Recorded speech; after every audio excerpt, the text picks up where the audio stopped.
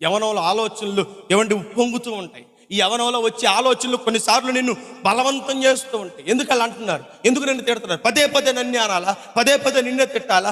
నిన్నే అనాలా అని కొన్నిసార్లు యవన రక్తం ఉరకలు పెడతా ఉంటుంది, తొందర పెడతా ఉంటుంది, తప్పుడు ఆలోచనలకు ప్రేరేపిస్తూ ఉంటుంది. జాగ్రత్త. యవన కాలం దేవుడిచ్చిన అదృష్టం. అది యవనం దేవుడిచ్చిన వరమండి. యవన కాలంలో యవన శరీరంతో దేవుని పని చేయాలని, దేవుని కొరకు ఒక బలమైన పాత్రగా వాడబడాలని.